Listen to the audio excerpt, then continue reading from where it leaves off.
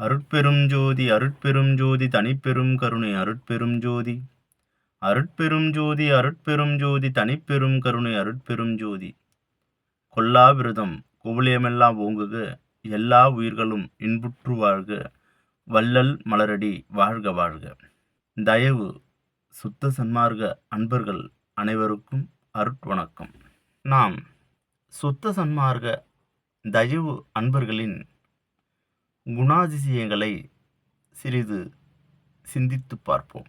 வள்ளல் பெருமானார் பற்றி நாம் பார்த்துவிட்டு பிறகு சுத்த சன்மார்க்க அன்பர்களை பற்றி பேசினால் மிகவும் நுட்பமாக இருக்கும். வள்ளல் பெருமானாரை ஓர் நல்ல மனிதர் என்பதா, இல்லை ஓர் மாமனிதர் என்பதா, அல்லது ஒரு ஞானி என்பதா, அல்லது ஓர் சித்தர் என்பதா, அல்லது இறையாற்றல் பொருந்தியவர் என்பதா, அல்லது அருட்பெருஞ்சோதி ஆண்டவரின் மறு உருவம் என்பதா, என்னவென்று கூறுவது? இந்த சந்தேகம் எல்லாருக்கும் உண்டு. அவர் அருட்பிரகாச ராமலிங்கர் என்ற பெயரை பெற்றிருந்தாலும் கூட வள்ளலார் என்ற பெயர்தான் இந்த உலகத்தில் உறுதியாக வியாபித்திருக்கிறது. அப்படி வள்ளல் என்பதன் பொருள் எல்லாம் சுகங்களையும் அளிக்கக்கூடிய இறைவன் என்றுதான் பொருள். அப்படி என்றால் அருட்பெருஞ்சோதி ஆண்டவர்தான் வள்ளல் பெருமானார், வள்ளல் பெருமானார்தான் அருட்பெருஞ்சோதி ஆண்டவர் என்பது நம் முந்தைய காலங்களில் வாழ்ந்த சன்மார்க்க அன்பர்களின் நிலைப்பாடு. என்னுடைய நிலைப்பாடும் அதுவாகத்தான் இருக்கும். ஏனென்றால் இந்த சுத்த சன்மார்க்க அன்பர்கள், தயவு அன்பர்கள் அருட்பெருஞ்சோதி ஆண்டவரிடத்தில் விண்ணப்பம் செய்யும் பொழுது வள்ளல் பெருமானாரிடத்தில் விண்ணப்பம் செய்வதும் அருட்பெருஞ்சோதி ஆண்டவரிடத்தில் விண்ணப்பம் செய்வதும் ஒன்றென கருதியே விண்ணப்பம் செய்கிறார்கள். அதை நான் கண்கூடாகவே பார்த்திருக்கின்றேன். அப்படி இருக்கும் பட்சத்தில் வள்ளல் பெருமானார் தான் அருட்பெருஞ்சோதி ஆண்டவர், அருட்பெருஞ்சோதி ஆண்டவர் தான் வள்ளல் பெருமானார் என்பது இந்த அடியேனின் சிறிய விருப்பம்.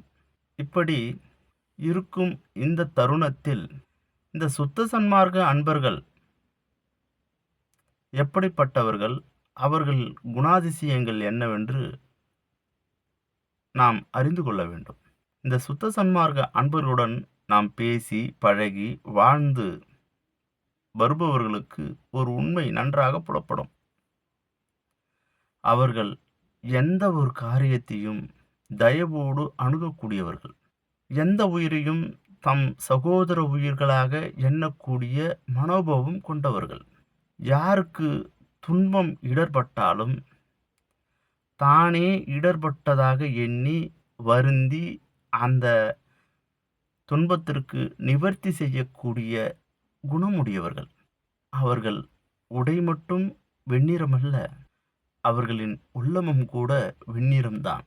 அவர்களிடத்தில் பொருள் குறைவாக இருக்கலாம், ஆனால் அருள் மனமும் அருள் குணமும் தழும்ப தழும்ப காட்சி கொடுக்கும்.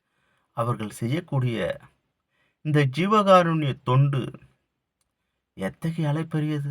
சிந்தித்து பார்க்க முடியாத அளவிற்கு அவர்கள் அருள் தொழிலை செய்யக்கூடிய ஆற்றலை நாம் பார்ப்போம்.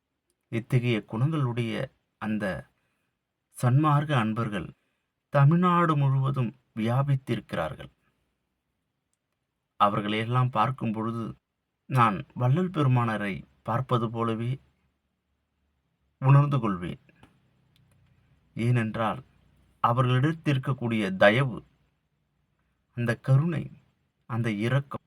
நமது நாணக்குடிலே தவ வாழ்க்கையை மேற்கொண்டிருக்கக்கூடிய தயவு அருட்கருணை மகேந்திரன் ஐயா அவர்கள் இந்த சிறு வயதில் இந்த சன்மார்க்கத்தை நிலையை பின்பற்றி இந்த சன்மார்க்க அன்பர்களின் குணங்களை அறிந்து அந்த சன்மார்க்க அன்பர்களிடத்தில் பழகும் அந்த பக்குவத்தை பார்க்கும் பொழுது எனக்கு மெய்சிலிர்த்து போய்விடும்.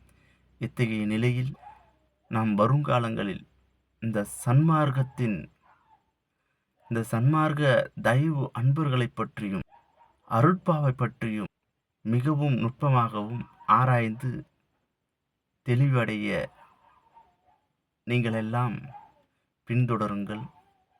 வணக்கம். அருட்பெரும் ஜோதி, அருட்பெரும் ஜோதி, தனிப்பெரும் கருணை, அருட்பெரும் ஜோதி.